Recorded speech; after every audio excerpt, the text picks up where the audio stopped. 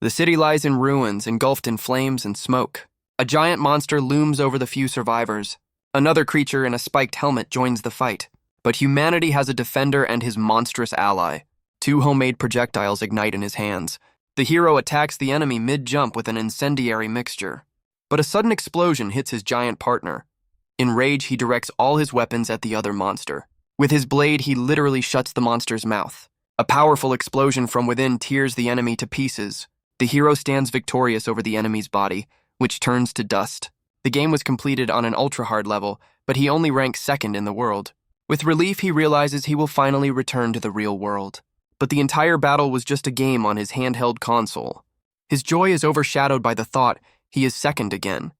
He blames himself for getting distracted by minor enemies and losing precious seconds. Without much thought, he decides to start over immediately. But his solitude is interrupted by someone's unexpected touch. It turns out to be his acquaintance, who calls his name with a smile. With a slight reproach, she asks, "Playing games again?" He waves her off irritably, but Ayaka only scolds him for such an attitude toward a childhood friend. But for him, their friendship is a thing of the past. Meanwhile, other classmates laugh, and one of them wipes a baseball bat. The guy with the bat smirks smugly, watching what is happening. The girls call Ayaka, urging her to go with them to the next class. One of them, Eri, waves cheerfully for her to hurry up. Turning around, Ayaka smiles and invites him to come with them too. Suddenly the scene changes. Now another girl, Mizuki, is sitting with Kota. Another guy approaches and mockingly calls Kota the ultimate loser. Mizuki immediately stands up for him, reproaching the bully for cruelty. The bully continues to mock, predicting a future full of failure for Kota. Other girls advise leaving him alone since it's boring without Ayaka. But Kota just waves her off, telling her to leave, and she obeys sadly. The bully threatens to kill him if he stands in the way of Mizuki. As they leave, his group continues laughing, convinced that people like him have no place in society. Left alone, Kota sighs irritably, tired of these people. He turns to the window, looking at the sunlit city. Suddenly, a bright flash of light illuminates the sky above the city. He turns anxiously, not understanding what the light is. Suddenly, the light goes out, and an ominous red beam appears in the darkness. Classmates are alarmed by the loud noise, but one thinks everything will soon be fine. But Kota feels that something terrible is happening. The bully immediately starts mocking, asking if the gaming brain is scared. But in the next second, he is thrown back by a powerful blow. He is knocked down by another guy who now looms menacingly over him. The attacker turns out to be a zombie with burning eyes and a face distorted by a scream. Kota watches in horror, unable to believe his eyes. The girls take it for a film shoot, admiring the realism of the zombie. Delighted by the special effects, one of the guys decides to take a selfie with the actor. On the phone screen is a cheerful selfie against the backdrop of the creature's wide-open mouth. The guy smiles at the camera, unaware that the creature is biting into his head. In the next moment, his body falls to the floor, splattering everything around with dark blood. Only now does he realize this is no joke and screams in pain and horror. The monster prepares to deliver another bite with its terrifying purple jaws. In desperation, the guy reaches out begging for help. Classmates freeze in horror, unable to believe what is happening. Finally realizing reality, everyone panics and starts running away. Someone shouts about evacuation, but there is nowhere to run. The school corridors are already swarming with these creatures attacking students. Kota tries to make sense of everything, the flash, the sirens, and now the zombies. He is familiar with this scenario, but he cannot believe it. Instinctively, he utters a familiar command. Open status. A system window appears before his eyes. Welcome to the world of zombies. He looks around in shock. His reality has truly turned into a game. He realizes that if he doesn't act quickly, then everyone here will be devoured without exception. Meanwhile, another classmate turns into a zombie and crawls toward the survivors. The students panic and try to escape, but monsters are already everywhere. Kota silently assesses the situation. His gaming experience tells him what to do. He starts from zero, level 0, and an empty inventory. He understands that if this is the world of that game, he is helpless with bare hands. However, if he uses items as in the game, he will have a chance. But immediately, a newly turned zombie screams and lunges at him. The monster attacks another boy, pinning him against the wall. The student screams for help in terror while the monster prepares to bite him. Suddenly, another student tries to push the monster away with a chair, saving his classmate. Holding back the creature, he shouts to the others to quickly build a barricade from chairs. Kota yells at the bully that without a barricade, they will all be eaten like that boy. The bully, though shocked, immediately agrees and calls everyone to help. While everyone regains composure, the boy continues desperately holding back the creature with the chair. But the creature is stronger and throws the brave one right out the window. The survivors barely catch their breath behind the hastily built barricade. Monsters are already gathering behind the barricade, and this is only a temporary respite. The bully tries to make a call, but there is no signal, and the others do not believe in zombies. Kota looks down and sees that the entire campus is swarming with monsters. He realizes that unlike in the game, death here is real. The bully suggests hiding out here, but Kota understands that food will not last long. As in the game, they have no choice. They must go outside, to the monsters. He searches for any weapon and finds a broken mop. Sharpening it, he makes a spear from the mop. Better than nothing. The bully calls out to Kota, asking where he plans to go alone. He thinks it's better to wait for rescuers here since there are plenty of monsters outside. But Kota is sure that rescuers most likely won't come. The bully is furious. Why is some lone guy suddenly giving orders? Kota asks to be heard, though he understands it's hard to believe. He explains that they, along with the entire university, have been transported to another world full of zombies. As proof, he points out that all buildings outside have disappeared and phones don't work. He urges everyone to go to a safe room if they don't want to die. In despair, he asks if anyone will come with him, but no one moves. In response, classmates just burst out laughing, thinking he's crazy. The bully laughs mockingly, asking who would believe such nonsense about another world. Another guy smirks maliciously, telling the gamer to die alone. Kota realizes they won't listen and, wishing them luck, decides to act alone. Suddenly, someone grabs his shoulder, and he turns around in surprise. It's Ayaka, who says the zombies aren't too aggressive yet. He explains that he needs to check if this is really that game world. He asks Ayaka in shock why she followed him when there are zombies all around. The girl smiles and replies she can't leave him alone and will go with him. Unexpectedly, the bully joins them, arming himself with a baseball bat. He declares he's not going for Kota but to protect Ayaka. Ayaka tries to reconcile them, reminding them they used to get along well. Kota interrupts them, explaining the plan: break through the zombies while they are inactive. But while sneaking down the corridor, Ayaka accidentally steps on shards of glass. Kota, horrified, realizes these are shards from that broken window. The noise instantly attracts the attention of all monsters in the corridor. The zombies roar and charge at them, no longer holding back. One of the monsters targets Ayaka directly, preparing to attack. The bully shields the girl, swinging his bat and shouting at the creature to stay away. He furiously brings the bat down right on the monster's head, but the bully is shocked that his blow had no proper effect. He can't believe his eyes, as he was sure he had broken the creature's bones. Ayaka realizes in horror that even his strength isn't enough to stop the monster. At the last moment, Kota yells at the bully to duck and jumps at the zombie with his spear. The mop's tip crunches through the monster's skull, splattering blood. Kota is shocked by what it's really like to smash someone's head. Pulling out the spear, he shouts to everyone that the only vulnerable spot is the head. The bully, finally believing, asks Kota if everything he said was true. Kota replies he's not sure yet, and they need to hurry to check something. He explains that if the totem from the game really exists, then things are very bad. His worst fears are confirmed when they find the destroyed totem. Barely escaping the chase, they try to catch their breath in the ruined city. Ayaka looks around in horror, not understanding what happened to their city. Kota admits he doesn't recognize this place either, as it doesn't resemble their world at all. Suddenly, he stops and announces they have arrived at their destination. They find themselves in front of a subway entrance that never existed here before. The bully angrily demands immediate explanations from Kota. Kota promises that downstairs they will find answers to all their questions.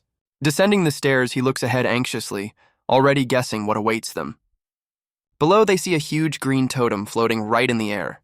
Ayaka and the bully freeze in shock, unable to believe what they see. Kota realizes in horror that the totem is exactly like the one in the game. The bully tries to stop Ayaka, who rushes toward Kota, shouting that it's dangerous. Kota reasons that if everything up to this point matched, then it will continue like in the game. Ignoring them, he decisively reaches out and touches the glowing totem. Suddenly, his hands are enveloped in red energy resembling lightning bolts. Ayaka and the bully watch in shock as a scarlet aura flares around Kota.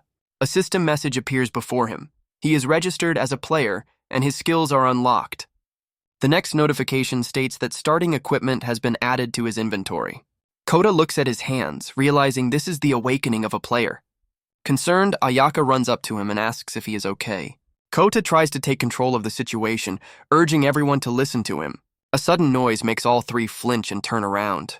It's zombies crashing into the subway station with a roar. The bully screams in horror that the monsters have caught up with them after all. A huge crowd of zombies cuts off all their escape routes. Kota realizes he is the only awakened one and must protect them. He shouts decisively that he will protect them and opens his inventory. A huge holographic system window appears before him. In the starting equipment, he sees his first item, a sword. Kota reaches out and pulls a glowing sword from the screen. He grips the glowing sword, understanding it is his special weapon. He takes a fighting stance, ready to face the approaching horde of zombies alone. His first strike easily cleaves through two monsters at once.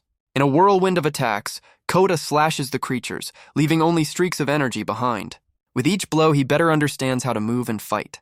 The boy deftly dodges an attack, instinctively knowing what to do next.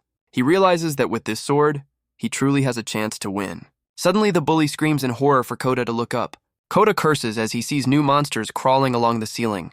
But at that moment, the system helpfully offers him to use a new attack skill. Kota unleashes a barrage of strikes from above, spinning in the air against the enemies. A powerful burst of energy from his sword tears the monsters apart. Landing, he sees the remains of the creatures evaporate into the air. In shock, he can't believe that he just did that. Looking at the sword, he is finally convinced that this is not a dream or a show. The bully shakes him in rage, not understanding where such strength came from in the weakling. Kota tries to calm them down, saying that now everything has become clear to him. He explains that this world is their new, cruel reality. The boy reveals the truth. They have entered the world of a survival game. Their university and the entire city were transported directly into this game, and according to him, they were chosen as players in this brutal game. The bully calls his story about the zombie apocalypse complete nonsense. He angrily demands proof, refusing to believe what is happening. Kota suggests they extend their right hand and say open status. With doubt, Ayaka and the bully follow his instructions. Suddenly, red holographic windows materialize before them. The bully screams in surprise, not understanding what this thing is. They realize with amazement that these are their game statuses which can be touched. As proof, Kota shows them a screen from the real game. He points out that the interface in the game and in reality matches completely. The bully understands that such a coincidence is not accidental and draws his conclusion. In rage, he grabs Kota by the collar, accusing him, but the boy shouts that he almost died too. Ayaka anxiously asks what kind of game this is, and Kota begins to explain. Kota explains that they need to escape the zombie city, but to do so they must complete all quests. To start the quests, he says, they need to touch the totem and become players like him. Ayaka realizes in horror that they will also have to take up arms and fight monsters. Kota confirms with a heavy heart that they simply have no other way. The boy is determined and declares he will break through to complete this game. Unexpectedly, the bully agrees and says he is also ready to go for it. He asks if he will become strong and promises Ayaka that he will protect her and bring her home.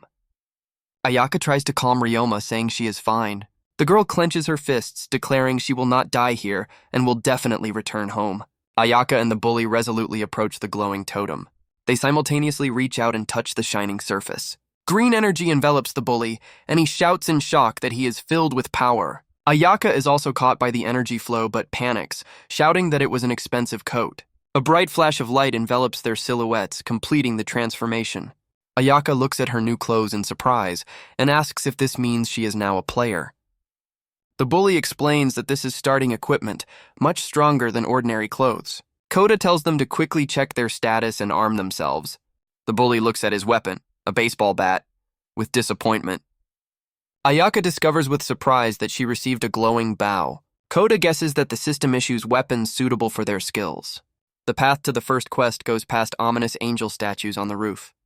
Kota leads them forward, urging them to head to the quest starting point. They open a map showing their location marked with a green dot. Ayaka notices that enemies do not appear on the map and calls for caution. Suddenly, a horde of hungry zombies attacks them from around the corner.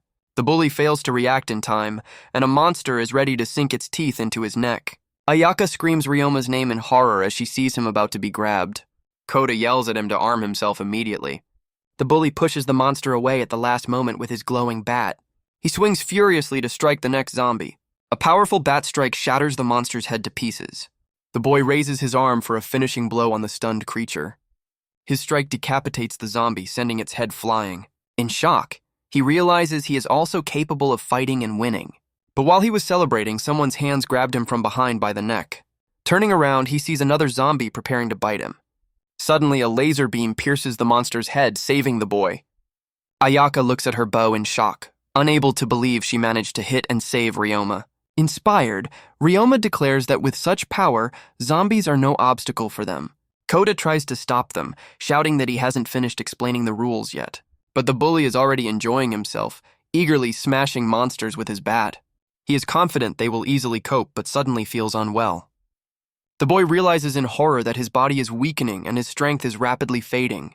Ayaka also falls to her knees, not understanding why her energy suddenly left her. Kota explains that they are both in a state of stamina exhaustion. He shows their stamina bars and says that the awakening power comes at a cost. Kota teaches them that to conserve energy, they need to avoid fights and move stealthily. The bully admits stealth is not his forte, but Kota warns that otherwise they will become food. He reminds them of the boy who was brutally torn apart by zombies at the very beginning. Unlike the game, there are no respawns in this world, and death here is real. Kota seriously states that after death, everything ends and urges caution. The bully apologizes and promises to follow instructions, enthusiastically supporting the idea of stealth. Satisfied that they understand everything, Kota decides to head to the first quest. But suddenly the boy freezes in horror, his face contorted with fear. He shouts to the others to run after him immediately. Kota can't believe that it appeared so early. The trio panics and rushes down the street, escaping an unknown threat. The sun sets over the ruined city, illuminating their dangerous path. Kota leads them along a narrow beam above the crowd of zombies, claiming it's the shortest way. Ayaka asks why they are in such a hurry, and Kota replies that the quest must be completed before nightfall. The girl anxiously wonders what happens at night, but Kota avoids answering. Finally, they reach the place where the first quest will take place. The objective is an electromagnetic generator surrounded by dozens of monsters. Kota explains that they only need to reach the switch and activate the device. After activation, a powerful wave will destroy all zombies in the building, completing the quest. Ryoma doubts this, saying if they rush into battle, they will instantly run out of energy. But Kota smiles and says that's right, so they will act like in the game. Kota suggests they become bait by making noise on the scaffolding. Meanwhile, he will climb the crane to reach the switch unnoticed. Ayaka thinks the plan is too risky, but Kota assures her he has already completed this quest. He turns to Ayaka, who begins to hesitate, seeing his determination. The girl realizes he's serious and decides to trust him. The bully pats Kota on the shoulder, saying he's counting on him too. Ayaka clenches her fists, determined to give her all. The trio takes their positions, ready to start the operation on Kota's signal.